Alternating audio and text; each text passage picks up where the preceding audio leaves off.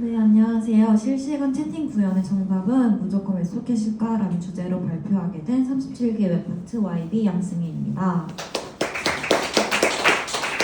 네, 채팅 기능을 구현하다 보면은 무조건 웹소켓을 떠올리고 구현하는 경우가 많은데요. 오늘 이 발표에서는 이러한 선택을 한번 다시 생각해보는 시간을 가져보려고 합니다. 네, 목차는 다음과 같습니다.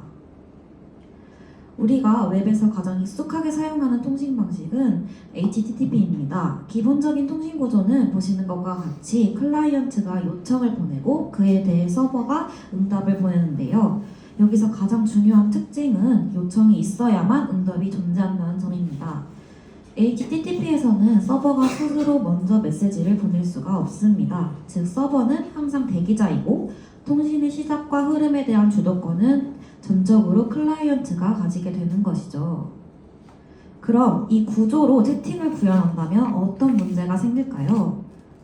해당 구조에서 내가 메시지를 보내는 경우가 아니라 상대방이 메시지를 보냈을 때는 서버는 내가 요청하지 않았는데도 먼저 알려줄 수 있을까요? 알려줄 수 없습니다. 왜냐하면 HTTP에서는 클라이언트의 요청이 없으면 서버는 어떤 응답도 보낼 수 없기 때문입니다. 이 지점에서 HTTP를 이용한 실시간 통신의 한계가 발생하는 것이죠. HTTP 기반으로 실시간을 흉내낼 수 있는 방법이 존재하는데요. 그 첫 번째로 소개드릴 방식은 폴링입니다. 폴링은 서버가 먼저 응답할 수 없는 HTTP 구조에서 클라이언트가 일정 주기로 서버의 상태를 반복 확인하는 요청 기반 실시간 우회 방식입니다. 즉, 클라이언트가 일정한 주기로 새 메시지가 있어요? 라고 서버에게 계속 물어보는 방식입니다. 이 경우에는 요청 주기 사이에 메시지가 도착하면 실제 도착 시점과 클라이언트가 인지하는 시점 사이에 차이가 생기면서 지연이 생기고 변화 없음이라는 응답을 반복해서 받을 경우 생기는 트래픽 낭비, 그리고 요청마다 헤더를 포함한 HTTP 통신이 반복되는 큰 단점이 존재하게 됩니다.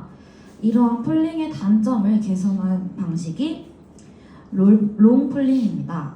서버가 바로 응답하지 않고 이벤트가 발생할 때까지 요청을 붙잡고 있다가 그때 응답을 보내게 되는 방식입니다.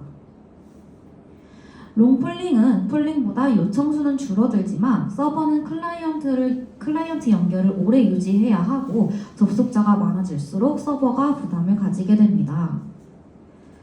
롱폴링과 달리 요청은 한 번만 보내고 서버가 계속 응답하는 방식인 스트리밍 혹은 서버 센트 이벤트라고 불리는 방식도 존재합니다. 알림이나 뉴스 피드처럼 서버가 알려주기만 하면 되는 경우에는 이 방식이 잘 맞지만 양방향 통신에서는 보시다시피 이러한 한계들이 존재합니다. 앞서 소개드린 세 가지 방식은 공통적으로 HTTP의 요청 응답 구조를 가졌기에 서버와 클라이언트가 동시에 자유롭게 통신할 수가 없습니다. 그럼 이쯤 되면 이런 생각이 들죠. 요청 응답 구조 자체가 맞지 않는 것일까? 맞지 않는 건 아닐까? 그래서 이제 등장하게 된 것이 바로 웹소켓입니다. 핵심 아이디어는 간단합니다. 연결을 한번 맺고 그 연결을 유지하자. 이 상태에서 클라이언트가 원할 때 서버로 메시지를 보낼 수 있고 서버 역시 클라이언트의 요청을 기다리지 않고 필요할 때 즉시 메시지를 보낼 수 있습니다.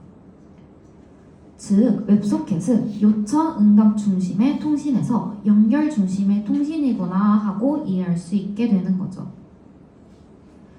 HTTP와 웹소켓 차이를 한번 비유를 통해 비교해 보도록 하겠습니다. HTTP는 상대방이 답장을 보내기까지 기다려야 하고 말을 걸고 싶으면 또 편지를 보내야 하는 편지 보내기에 비유를 할 수 있습니다. 반면 웹소켓은 한번 통화가 연결되면 우리는 그 공간에서 계속 대화를 이어나갈 수 있는 전화통화라고 생각하시면 됩니다. 즉, 우리는 웹소켓을 사용하면서 서버가 더 이상 클라이언트의 요청을 기다리지 않아도 되고 이벤트가 발생하면 바로 클라이언트에게 메시지를 전달할 수 있고 굳이 HTTP를 다시 연결할 필요가 없게 되는 것이죠. 그렇다면 웹소켓은 어떻게 동작할까요? 먼저 HTTP로 웹소켓으로 업그레이드하고 싶다라는 요청을 보냅니다. 서버가 이를 승인하면 프로토콜이 웹소켓으로 전환됩니다. 이 과정을 우리는 핸드쉐이크라고 부릅니다. 이후에는 프레임 단위로 지속적인 양방향 소통이 가능해지며 연결 위에 계속 대화 가능한 통신이 이루어지게 됩니다. 그래서 채팅은 무조건 웹소켓일까요? 우리는 웹소켓의 단점들도 고려를 해야만 합니다. 웹소켓을 사용하게 될 경우 서버 설계가 복잡해질 수 있고 사용자 수가 늘어날수록 서버 자원도 부담이 커지는 등의 문제가 발생하게 됩니다. 즉, 실시간 양방향 통신이 핵심이 아니라면 웹소켓은 과한 선택이 될 수도 있겠는 것이죠. 웹소켓을 사용하기 전 단순히 응답이 빠르기를 원하는 것인지 아니면 서버와 클라이언트가 동시에 메시지를 주고받아야 하는 상황인지 서버가 알려주기만 하면 되는 구조인지 마지막으로 연결, 유지, 서버 자원, 인프라 복잡도를 감수할 만큼의 가치가 있는지에 대한 질문을 던져볼 필요가 있겠죠.